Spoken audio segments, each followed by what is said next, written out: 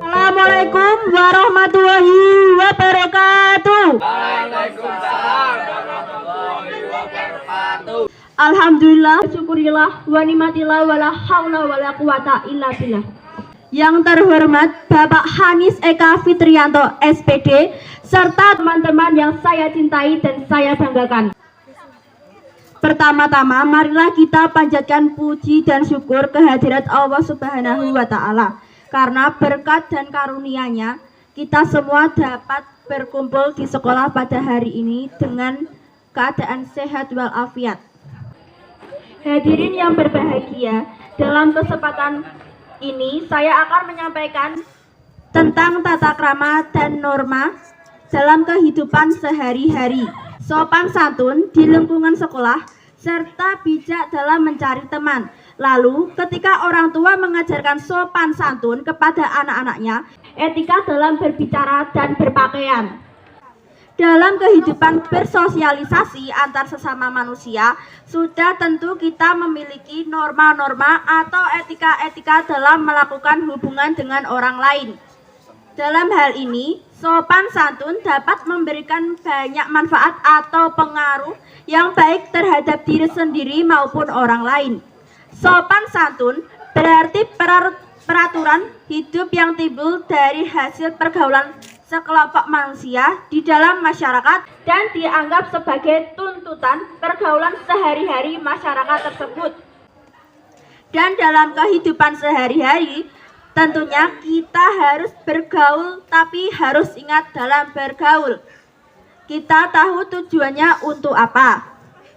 Supaya kita berada pada jalan yang benar. Apalagi jika dalam mencari teman, kita harus benar-benar mencari teman yang baik. Apakah betul, teman-teman? Betul.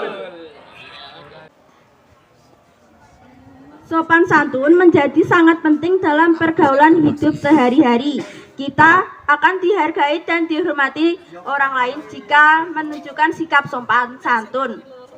Namun, seiring berjalannya waktu, tata krama yang telah menjadi norma dan kebiasaan masyarakat ini semakin memudar bahkan cenderung diabaikan. Saat ini, bangsa ini mengalami kemunduran yang luar biasa dalam bidang tata krama dan sopan santun yang sebenarnya. Itulah yang menjadi ciri khas bangsa Indonesia yang kini hilang digerogoti oleh teknologi dan kemajuan zaman.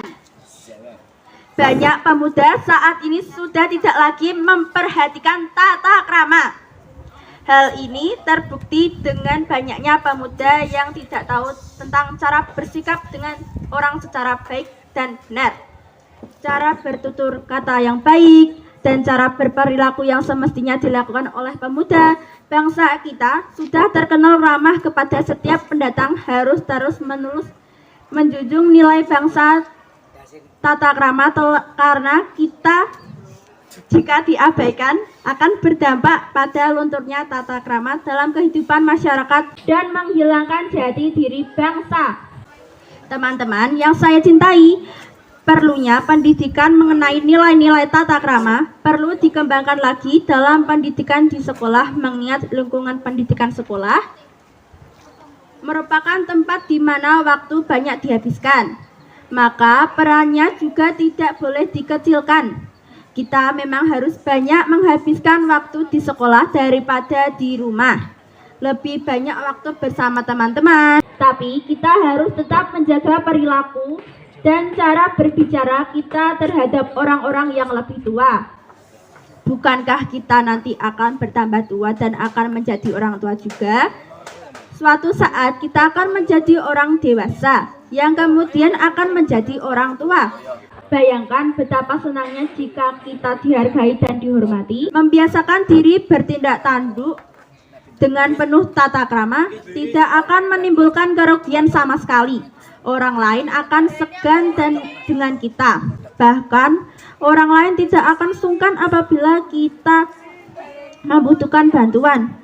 Tata krama yang ada di sekolah tidak hanya berlaku untuk hubungan antara siswa dan guru, tetapi mengikat terhadap seluruh warga sekolah, baik hubungan antar siswa dengan siswa, dan hubungan antara guru dengan guru, serta hubungan antara semua orang yang ada di dalam lingkungan sekolah, baik para karyawan sekolah, tamu, pedagang, dan sebagainya. Dan adapun satu kalimat yang menyebutkan sebaik-baiknya teman, itu adalah teman yang dapat mengajak kita pada jalan yang benar. Jadi, harus sebisa mungkin memilih teman yang baik, teman jika kita berlaku tidak sopan atau tidak baik, kita dapat dijuluki orang yang kurang tata krama. Tidak hanya itu, semua orang tua tentu berharap anaknya bersikap sopan dan santun. Namun, budi pekerti dan tata krama yang baik tidak bisa muncul begitu saja. Anak perlu mendapatkan pelajaran bagaimana sikap sopan dan santun. Pada dasarnya, orang tua sangat berperan penting dalam pembentukan etika atau tata krama pada anak. Orang tua pula dituntut untuk mengajarkan nilai-nilai tata krama tersebut. Bila sejak kecil anak-anak sudah diberi pelajaran dan bimbingan mengenai nilai-nilai tata krama tersebut, akan lebih baik daripada baru diajarkan saat sudah dewasa, karena akan sangat sulit diperbaiki. Namun, dalam mengajarkan nilai-nilai tata krama tidak bisa dilakukan dalam 1 hari, 2 hari. Membutuhkan proses yang cukup panjang dan harus dilakukan secara konsisten dan berkesinambungan. Hal tersebut merupakan langkah awal pembentuk generasi yang sadar diri terhadap nilai-nilai tata krama. Pada mulanya, sikap sopan dan santun yang kita lakukan hanya sebuah pola meniru apa yang dilakukan orang tua kita, khususnya saat kita masih polos. Tapi jika anak sudah semakin besar, ia akan menyadari bahwa sopan santun sangat penting, tidak hanya bagi orang lain tetapi juga bagi dirinya. Anak yang santun biasanya akan memiliki banyak teman dan mendapatkan tempat di lingkungannya. Maka dari itu, jika orang tua mengajarkan sopan santun kepada kita, kita harus menerapkan sikap itu di mana kita berada, bukan malah berbicara kotor dengan bangganya saat di depan khayal remaja. Betul tidak? Betul.